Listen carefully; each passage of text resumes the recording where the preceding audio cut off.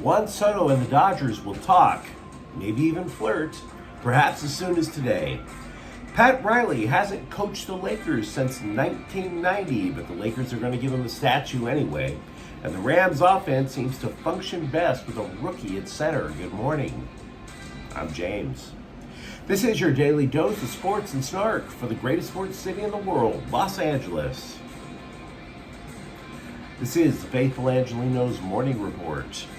So it is November 19th, 2024, day number 2 for your boy over in Portland, Oregon. It's actually kind of charming since I decided to clean the place up a little bit, but still, we're here to talk LA. And if you like being in the know about LA sports, click and clack the like button. Click and clack the subscribe button. There's a notification bell. Hit that to let you know when we drop new content.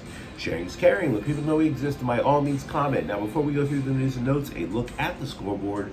Clippers 102, Golden State 99. Norman Powell scored 23 points. It's the Clippers' 5th consecutive win at Intuit Dome, which they almost surrendered. They led by 10 with about 2.5 minutes to go. But so be it. A W is a W. Meanwhile, today, Utah is at the Lakers at 7:30 in the NBA Cup. The NBA Cup. But whatever, let's move on to the news. As expected, Juan Soto, the unquestioned big cheese of the free agent market, the head honcho, el numero uno, he's going to meet with the Dodgers perhaps as soon as today. And I want to start your morning by bursting the bubble about the idea of him joining the team. I'm not saying it's an impossibility, but you should have your doubts. Look, Soto would be absolutely welcome in LA. Dodger fans have been clamoring for the guy ever since they chanted "Future Dodger" at him during the 2022 All-Star Game. And he would totally fit. Teoscar Hernandez is a free agent. The front office had been talking about Mookie Betts to come back to the infield.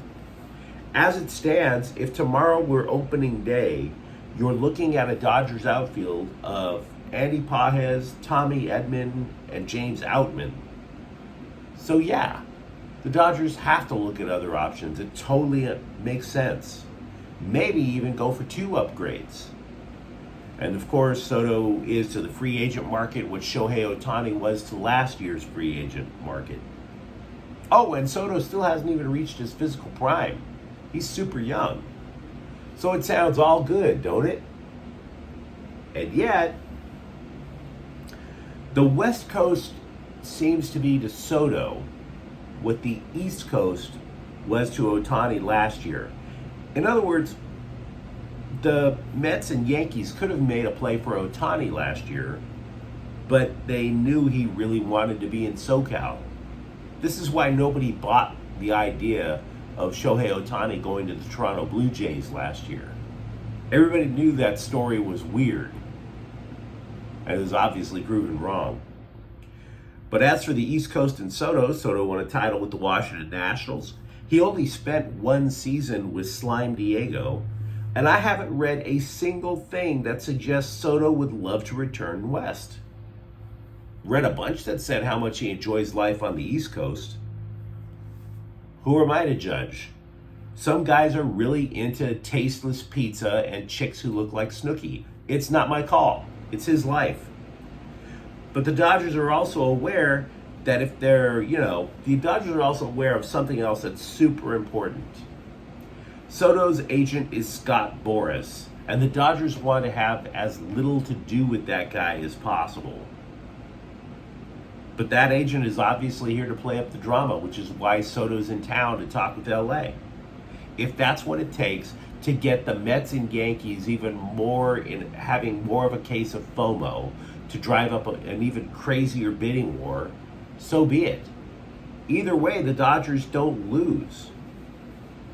If the Yankees and the Mets get FOMO and they wind up blowing all of their money on one guy, and the Yankees were a flawed team, we saw that in the World Series. It leaves the Yankees with even fewer options to improve the rest of their team. The Yankees just would maintain the status quo by keeping Soto at best. So no, I don't have much reason to buy into Soto coming to LA.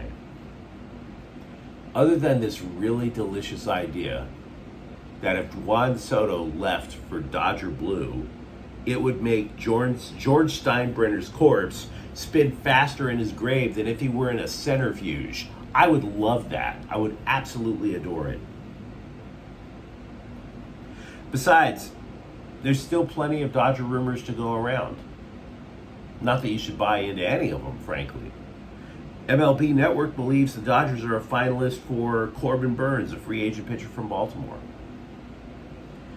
But here's what I want you to remember about all of these hot Dodger rumors in the first place.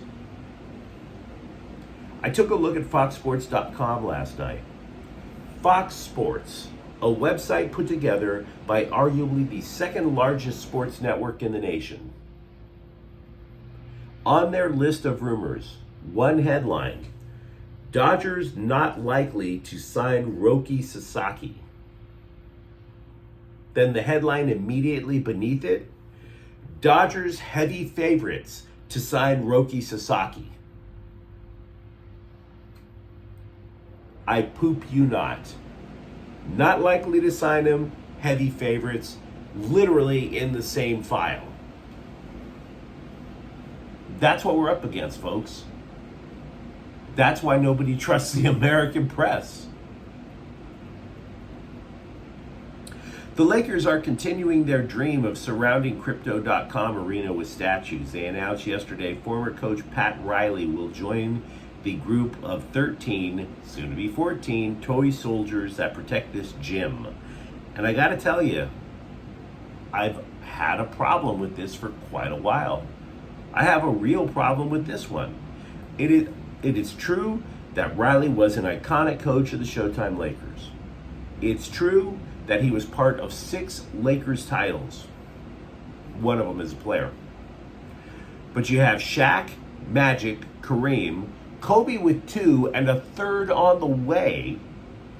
Jerry West has a statue. He died hating the Lakers and he still has a statue. Chick Hearn, Elgin Baylor. Then you add the statues to the Kings. You add the ones for boxing. I think there's a Lisa Leslie one that nobody remembers from the Sparks. 13 statues. 13.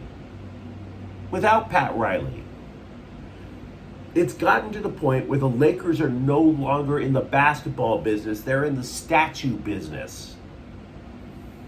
I mean, pretty soon the only way that you're going to have access to your seat at Crypto.com is if you base jump out of a helicopter.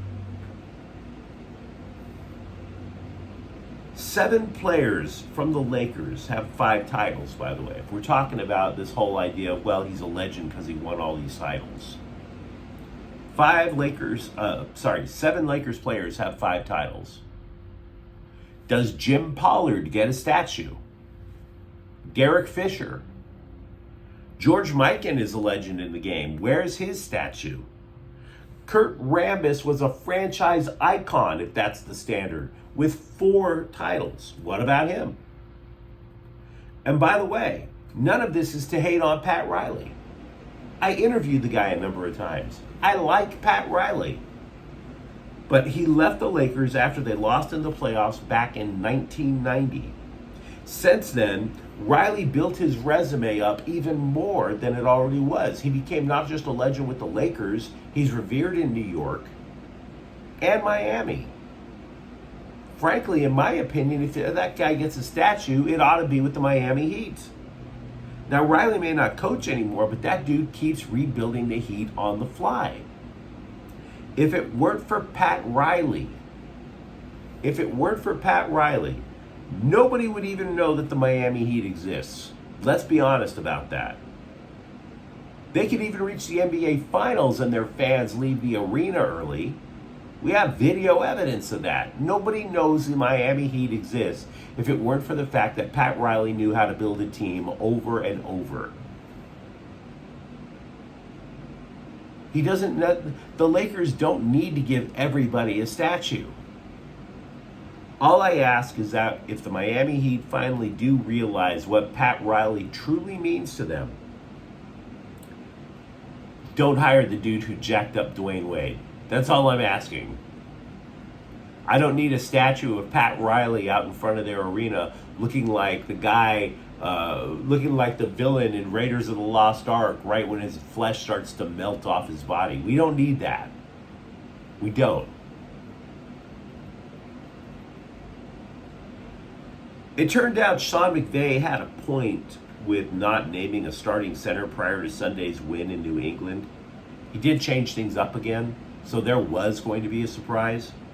Jonah Jackson was shifted from center back to right guard, and rookie Bo Limmer, a sixth-round pick, played center. Matthew Stafford, you remember they put the guys who were supposed to be the starters at the start of the year, they just pushed them up against the Miami Dolphins.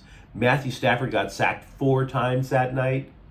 Sunday, however, in New England, not once.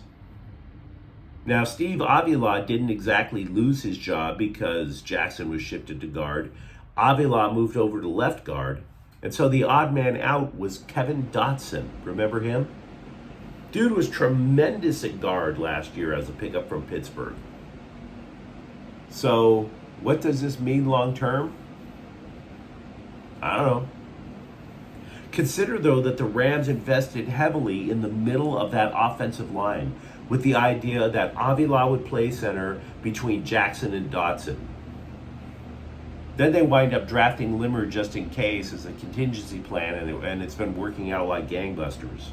Now, McVay lauded Limmer, quote, "He's just answered the bell. There's a lot of communication required at that spot. I think he's got a big picture understanding. The game makes sense to him," unquote. Meanwhile, over with the Clippers, Kawhi Leonard has progressed. And by progress, I mean he's shooting a basketball. I don't even want to call that baby steps. I don't even think that qualifies as a baby crawl. But he's shooting a basketball, guys. Ty Lue, by the way, has already ruled the dude out for the entire week. So no, don't anticipate him coming back in the next Clipper game. Is chargering finally kaput? The scribes are writing as if it is. Multiple players are saying that it is. But after one regular season win in the clutch, just one? And we're going to act as if it wipes away all of those postseason faceplants? Really? I read reports from multiple outlets.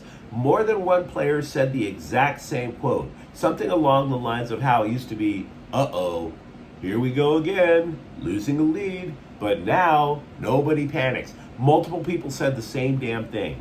Uh-oh, here we go again. It was literally like they were all handed the same sheet of cliches to read from. And I'm not trying to be a hater. I've been talking up the Chargers, especially the defensive improvement, all season. Been talking up about how I thought Jim Harbaugh would become an overnight success there, just like he was an overnight success over at Stanford, just like he was an overnight success over with San Francisco. The Chargers have not been 4 games over 500 since 2018. So yeah, this is pretty high ground for the guys. But you're still in the same division as Kansas City. It's not enough to claim that you no longer choke during the regular season. You need to make the Chiefs face plant. Until, in other words, what I'm trying to say to you is until somebody comes up with the phrase chiefing, there's still going to be the threat of chargering. Don't kill the messenger. I do think they're a better team than they have been in a long time. But you let me know what you think in the comments thread. Talk to me about the idea of Juan Soto in Dodger Blue. And if you think I'm wrong, that the chances are slim to none. Where do you rank Pat Riley in the list of the 5,000 statues that surround Crypto.com Arena? And if you enjoyed the content, don't forget to subscribe to Faithful Angelenos. We talk LA sports every single day here. Thank you for watching. I'm James. We'll be back tomorrow. Faithful Angelenos is a Kian Corte El Queso production. Take care.